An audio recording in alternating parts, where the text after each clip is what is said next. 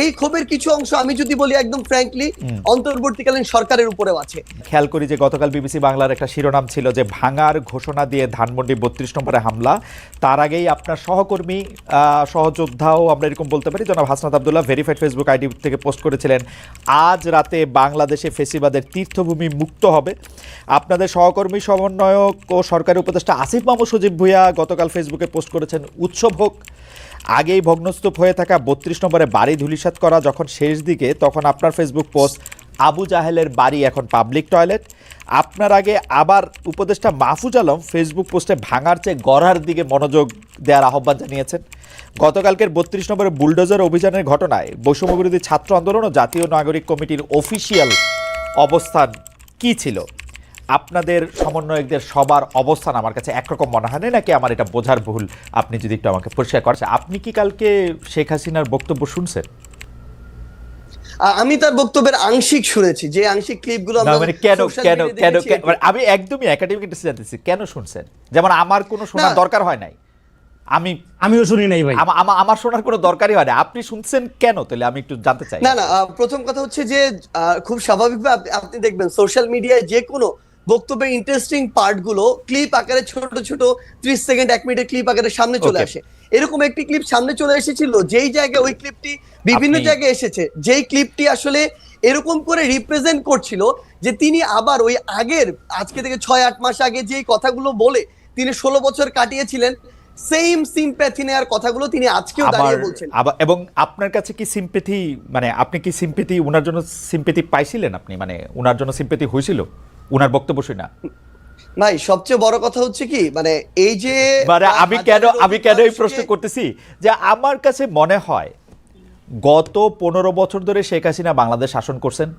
এর মধ্যে গত 10 বছর ধরে, বিশেষ করে 2014 সালের পর থেকে উনি যতবার যত জায়গায় বক্তৃতা দিচ্ছেন সেটা জোর করেই দিচ্ছেন। জোর করে দিচ্ছেন বলতে তিনি যেহেতু প্রধানমন্ত্রী, বিটিভিতে ছিলেন, ইয়াতে ছিলেন, জোর করে দিচ্ছেন, আমাদের জোর করে শুনতে হয়েছে। এখন তো এটা আমাদের জোর করে শোনার বিষয় না। এবং উনার কি সেই প্রভাব, সেই ইনফ্লুয়েন্স, মানে 100 ভাগের 1 ভাগও আছে যে আমরা ওইটার প্রতিক্রিয়ায় গিয়ে আরেকটা কাজ করে আসতে হবে? আপনার কাছে কি মনে হয় জনাব সাজ্জেস? না দেখুন, সবচেয়ে বড় কথা হচ্ছে যে আমরা আমাদের জায়গা থেকে, মানে কেউ এটা ব্যক্তিগত জায়গা থেকে গিয়ে এই বিষয়টি করেছে এরকম না। মানুষ হয়তো বা মানুষের ভিতর আমার মনে হয় এখন এই বিষয়টি কাজ করছে যে আমাদের আসলে যেই কাজগুলো 5ই অগাস্ট বা ওই সময়টাতে করা দরকার ছিল, যেগুলো এখন আমাদের জায়গা থেকে বাকি রয়ে গিয়েছে, মানুষের এই ক্ষোভটা সামগ্রিকভাবে শুধুমাত্র ওই হাসিনা বক্তব্য দিচ্ছে এই জন্য তৈরি হচ্ছে, ব্যাপারটা এরকম না। এই ক্ষোভের কিছু অংশ আমি যদি বলি একদম ফ্র্যাঙ্কলি অন্তর্বর্তীকালীন সরকারের উপরেও আছে। এই অন্তর্বর্তীকালীন সরকার তাদের জায়গা থেকে এই খুনি যারা ছিল, যারা সরাসরি এই খুনগুলোর সাথে জড়িত, ছাত্রলীগ, আওয়ামী লীগ, যুবলীগের ক্যাডাররা বা কিছু কিছু পুলিশ সদস্য, যাদেরকে আসলে গ্রেফতার করে বিচারের আওতায় আনার কথা ছিল, দৃশ্যমান এরকম একটা বিচার আমাদের দেখার কথা ছিল, সেটি যখন দেখছে না মানুষের ভিতরে একটা ক্ষোভের উদ্গীরণ হচ্ছে। যখন দেখছে ছাত্রলীগ, যুবলীগ, আওয়ামী লীগের ওই সদস্যরাই বিভিন্ন ভাবে বিভিন্ন দলের সাথে এখন যুক্ত হচ্ছে এবং আশ্রয় প্রশ্রয়ে তাদের চোখের সামনে দিয়ে হাঁটছে, তখন এই মানুষগুলোর ভিতরে আরেকটা ক্ষোভ তৈরি হচ্ছে। তখন এই মানুষগুলো সামগ্রিক ক্ষোভের একটি, আমার মনে হয় নতুন এখানে একটা ওকেশন পেয়েছিল, যে ওকেশনে গিয়ে অ্যাটেন্ড করে নিজের এই ক্ষোভটির উদ্গীরণ করেছে মানুষ। খেয়াল করি যে গতকাল বিবিসি বাংলার একটা শিরোনাম ছিল যে ভাঙার ঘোষণা দিয়ে ধানমন্ডি ৩২ নম্বরে হামলা। তার আগেই আপনার সহকর্মী সহযোদ্ধাও আমরা এরকম বলতে পারি জনাব Hasnat Abdullah verified Facebook ID থেকে পোস্ট করেছিলেন, আজ রাতে বাংলাদেশে ফেসিবাদের তীর্থভূমি মুক্ত হবে। আপনাদের সহকর্মী সমন্বয়ক ও সরকারি উপদেষ্টা আসিফ মাহমুদ সজীব ভুঁইয়া গতকাল ফেসবুকে পোস্ট করেছেন, উৎসব হোক। আগেই ভগ্নস্তূপ হয়ে থাকা ৩২ নম্বরে বাড়ি ধূলিসাৎ করা যখন শেষ দিকে, তখন আপনার ফেসবুক পোস্ট আবু জাহেলের বাড়ি এখন পাবলিক টয়লেট। আপনার আগে আবার উপদেষ্টা মাহফুজ আলম ফেসবুক পোস্টে ভাঙার চেয়ে গড়ার দিকে মনোযোগ দেওয়ার আহ্বান জানিয়েছেন। গতকালকের ৩২ নম্বরে বুলডোজার অভিযানের ঘটনায় বৈষম্যবিরোধী ছাত্র আন্দোলন ও জাতীয় নাগরিক কমিটির অফিসিয়াল অবস্থান কি ছিল? আপনাদের সমন্বয়কদের সবার অবস্থান আমার কাছে একরকম মনে হয় না, নাকি আমার এটা বোঝার ভুল? আপনি যদি একটু আমাকে পরিষ্কার করেন। আমি যদি বলি আমাদের জায়গা থেকে, যে এক্ষেত্রে বৈষম্য বিরোধী ছাত্র আন্দোলন কিংবা জাতীয় নাগরিক কমিটি তাদের জায়গা থেকে যে স্পেসিফিক এই বিষয়ে একটা কোনো অফিসিয়াল স্টেটমেন্ট ছিল বা কোনো একটা অবস্থান ছিল, ব্যাপারটি এরকম ছিল না। ব্যাপারটি ছিল এই যে তীব্র একটা ক্ষোভ। ভাই যে কথাটি বলেছেন সেই জায়গায় আমি সম্পূর্ণ একমত। এই বিষয়গুলো শুধু এটা নয়, আরো এরকম অনেক তীর্থভূমি রয়েছে আসলে, যেগুলো যে চূড়ান্ত যে আমাদের এই পুরো বাংলাদেশের মানুষের যে ক্ষোভ বা এই বহিঃপ্রকাশ এটা আসলে 5ই অগস্ট কিংবা 6 আগস্ট ওই সময়ে হওয়ার কথা ছিল, হওয়া উচিত ছিল। এটা আসলে অনেক দেরি হয়ে গিয়েছে।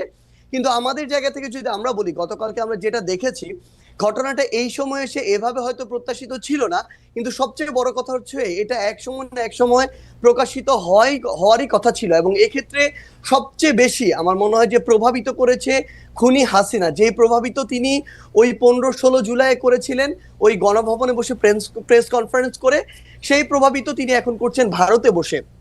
তিনি যখন এখনো তার জায়গা থেকে এমন টোনে কথা বলেন যে এই টোনে তিনি কথা বলেছিলেন ওই জুলাইয়ের আগে, তিনি যখন এখনো তার ভিতরে বিন্দুমাত্র কোনো অনুসূচনা দেখা যায় না, কিংবা তার যে কথা বা এই যে এতগুলো খুন করেছে সেগুলোর জন্য যে দায় নেওয়ার যে বিন্দুমাত্র মানসিকতা, সেটাকে বিন্দুমাত্র অ্যাড্রেস না করে বরং যারা এই অভ্যুত্থানের সাথে সরাসরি সম্পৃক্ত তাদেরকে প্রত্যক্ষ এবং পরোক্ষভাবে বিভিন্ন রকম আবার ওই ট্যাগ দিয়ে যখন উপস্থাপন করার চেষ্টাটা করা হয়, এই যে এতগুলো মানুষকে খুন করা হয়েছে তার নির্দেশে, সেগুলোর জন্য বিন্দুমাত্র তার জায়গা থেকে সহানুভূতি না দেখিয়ে বরং তার ওই পূর্বের ইতিহাস দিয়ে যে সিম্পেথি নেয়ার যে তার একটি প্রক্রিয়া সবসময় তার ভিতরে দেখা গিয়েছে, সেটা যখন তিনি আবারও করেন তখন মানুষের ভিতরে একটা ক্ষোভ তৈরি হয়।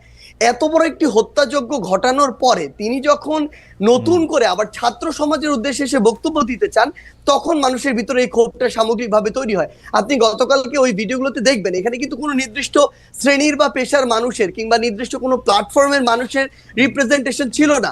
সকলে এই জায়গায় ঐক্যবদ্ধ হয়েছিল যে এই বিষয়টিতে তাদের জনাব- অবস্থানের ক্ষেত্রে